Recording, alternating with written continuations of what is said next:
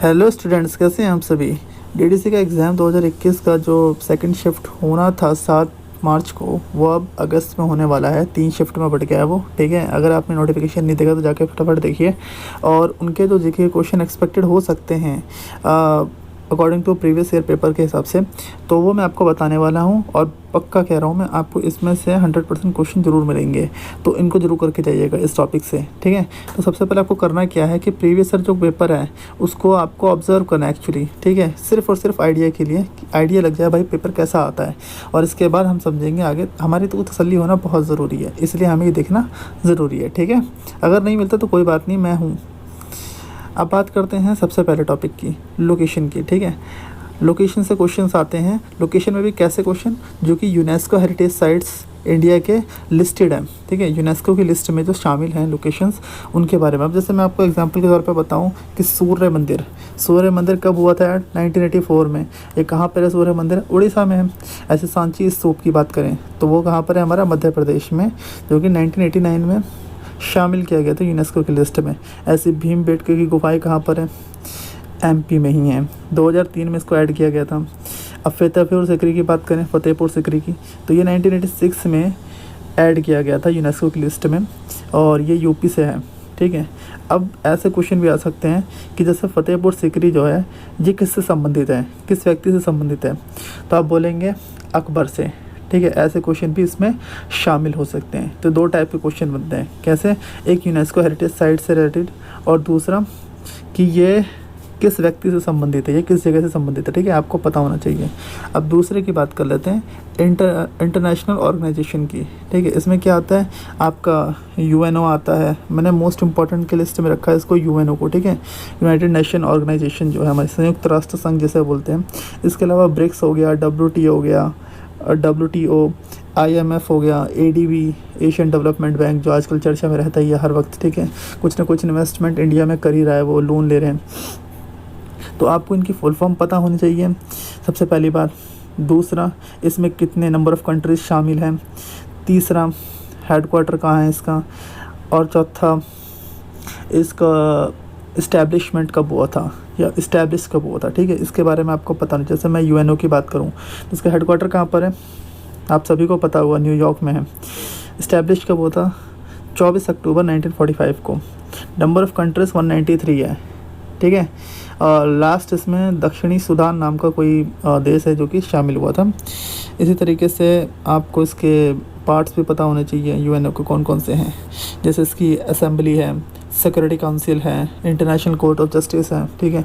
इनकी स्थापना कब हुई थी, और इनमें क्या बोलते हैं, इनके सदस्य देश कितने हैं, ठीक है। आपको छोटी छोटी चीज़ें पता होनी चाहिए इन चीज़ों के बारे में। ये बहुत बेसिक चीज़ें हैं, इनके बारे में आपको जानकारी होनी ही चाहिए। मैंने मोस्ट इंपॉर्टेंट लिस्ट में यूएन को रखा, ध्यान रखना, आप इसको ज़रूर कर लेना। अब डेट्स और डेट्स की बात कर लेते हैं।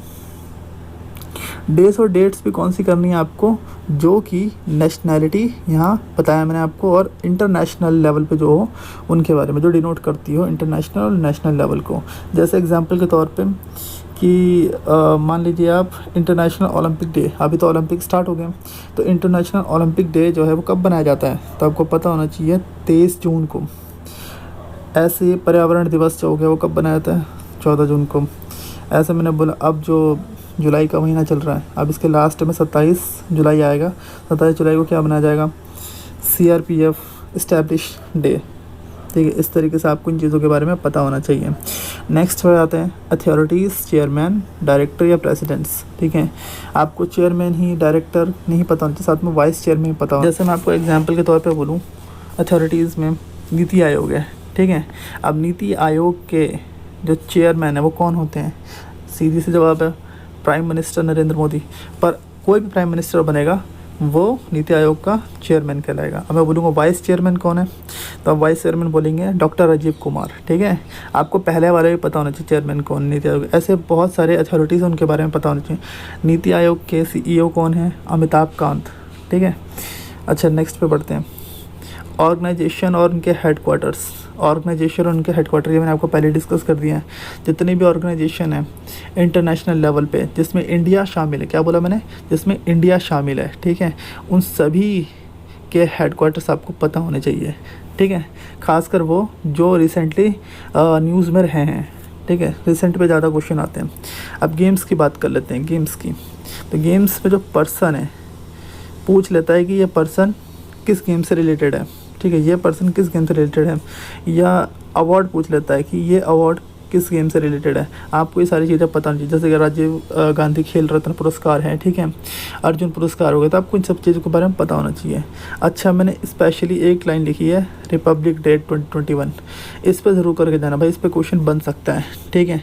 अगर आपने नहीं किया तो शायद आ जाए और आप पछताओ, तो आपको इस चीज़ के बारे में पता होना चाहिए। रिपब्लिक डे सबसे बेस्ट झांकी का अवार्ड किसे मिला, ये कौन सा रिपब्लिक डे था जो 2021 का था, ठीक है, और इसमें चीफ गेस्ट कौन थे, ये आपको 3 बातें तो ज़रूर पता होनी चाहिए इस चीज़ के अंदर। अब बात करते हैं गवर्नर जनरल की और डायनेस्टीज़ की।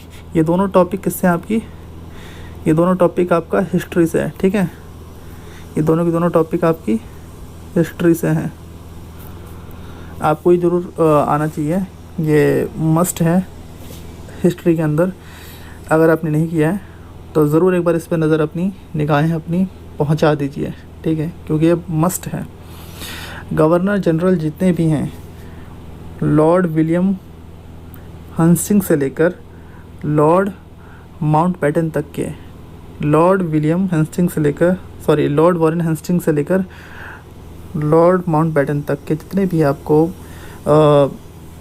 गवर्नर जनरल मिलेंगे, उन सभी को प्लीज़ ध्यान में रख लेना। अगर इतना नहीं हो सकता तो कोई बात नहीं, फर्स्ट और लास्ट को ज़रूर कर लेना, इस पे क्वेश्चन ज़रूर बन जाते हैं जो फेमस है, ठीक है। डायनेस्टीज़ की बात करें तो डायनेस्टीज़ के अंदर दिल्ली सल्तनत हो गया, सल्तनत जो है द सल्तनत वाला पार्ट आपको पता होना चाहिए, जिसके अंदर आपको गुलाम वंश हो गया, खिलजी वंश, तुगलक वंश हो गए, इनके ऑनर के बारे में तो एटलीस्ट पता होना चाहिए। अगर आपने नहीं पढ़ा तो इनके ऑनर जरूर पढ़ लीजिए कि इनका संस्थापक कौन था, इनका इस्टेब्लिशर कौन था, ठीक है। और सबसे मस्ट जो डायनेस्टी है वो कौन सी है, मुग़ल को जरूर करके जाना, ठीक है, वो बहुत मस्ट है। उसमें से क्वेश्चन तो हर साल पूछ ही लेता है, किसी न किसी पेपर के अंदर आ ही जाता है। अब प्लैनेट्स की बात करें तो ये ज्योग्राफी से है, ठीक है, ज्योग्राफी से एक क्वेश्चन है, आ सकता है इसमें कि प्लैनेट्स में जितने भी आपके प्लैनेट्स हैं उनको सब पढ़ लो। अगर आपने पढ़ा तो बहुत अच्छी बात है, रिवाइज़ कर लो, और उसमें जो अर्थ है वो सबसे इंपॉर्टेंट है, उसको जरूर पढ़ के जाना, ठीक है। अर्थ से रिलेटेड जितने भी, अर्थ से मून का रिलेशन, ठीक है, अर्थ से मार्स का रिलेशन, जो भी आपको पढ़ना है वो जरूर पढ़ लेना इसके अंदर। पॉलिटी के अंदर क्या करना है, पॉलिटी के अंदर सबसे इंपॉर्टेंट होता है आर्टिकल्स, फिर चाहे राष्ट्रपति से रिलेटेड हो, ठीक है, उपराष्ट्रपति से रिलेटेड हो या संसद से रिलेटेड हो, यानी कि हमारा और भी जितने भी हमारे कॉन्स्टिट्यूशनल बॉडीज़ हो गई, ठीक है, जितने हमारे कॉन्स्टिट्यूशनल पोस्ट हो गए, संवैधानिक पद हो गए, उन सभी से रिलेटेड जो आर्टिकल्स हैं वो आपको पता होने चाहिए। जैसे सुप्रीम कोर्ट हो गया, ये किस आर्टिकल्स के अंदर आता है, ठीक है, तो ये सब आपको पता होने चाहिए अच्छे से। अच्छा, पॉलिटी में एक चीज़ होती है, मैं भूल गया हूँ, मौलिक अधिकार, ठीक है, फंडामेंटल राइट्स, उसको भी ध्यान दे लेना एक बार, वो भी मस्त है इसके अंदर। जितने भी इंडियन के अवार्ड हैं, इंडिया में जितने भी अवार्ड्स दिए जाते हैं उन सब के बारे में आपको जानकारी होनी चाहिए। जैसे अर्जुन अवार्ड हो गया, राजीव गांधी अवार्ड हो गया, Kabir award, Raman Magsaysay award हो गया, भारत से रेलेवेंट जो हो गए इंडिया के, जैसे भारत रत्न हो गया, रिसेंटली किस किस को दिया गया है, पद्मश्री हो गया, पद्म भूषण अवार्ड्स हो गए जो लास्ट ईयर दिए गए थे, इसके अलावा आपका जो परमवीर चक्र हो गया, अशोक चक्र हो गया, महावीर चक्र या वीर चक्र, ये सारे इंडियन अवार्ड्स हैं, आपको इनके बारे में भी जानकारी अच्छे से होनी ज़रूरी है, ठीक है। कौन सा अवार्ड किस लिए दिया जाता है, सबसे उच्च अवार्ड कौन सा है वीर चक्र में, आपको पता होना चाहिए, ठीक है। तो वो भी ऐसा क्वेश्चन लास्ट शिफ्ट में आ चुका है, जो 27 फरवरी या 28 फरवरी को हुआ था लास्ट, ठीक है। अब बात करते हैं केमिस्ट्री के चैप्टर्स की। तो ये मेटल नॉन मेटल वाला जो चैप्टर है और एक एसिड बेस सॉल्ट वाला जो है ये आपका केमिस्ट्री से है। ये हर एग्ज़ाम में पूछ लेता है, इसमें से कुछ ना कुछ क्वेश्चंस पूछ ही लेता है, तो आप इसके बारे में पढ़ के जाना कि जैसे विनेगर हो गया, विनेगर में कौन सा एसिड पाया जाता है, कौन से प्रोडक्ट्स होते हैं या फिर बोले कौन सा पदार्थ होते हैं जो आपके बेस वाले हैं, कौन से एसिड वाले हैं। एसिड वाले ज़रूर पढ़ के जाना, ठीक है। एसिड और बेस से मिला के सॉल्ट बनता है, ये सारी चीज़ें आपको पढ़नी पड़ेंगी। मेटल्स ज़रूर पढ़ लेना, इंपॉर्टेंट है। लास्ट में पढ़ना है आपको फुल फॉर्म, अगर टाइम मिल जाए आपको तो। जो रिसेंट में वर्ड रहे हैं जिनके फुल फॉर्म आपको पता होने चाहिए वो ज़रूर पढ़ लेना एक बार, वो इम्पॉर्टेंट है। अगर आपको ये वीडियो अच्छी लगी हो और आपको लगी हो ये आपके लिए हेल्पफुल है तो प्लीज़ चैनल को सब्सक्राइब कर देना, मुझे ज़रूर सपोर्ट करें ताकि मैं आपके लिए ऐसी ज़रूर वीडियो बना सकूँ। Thank you.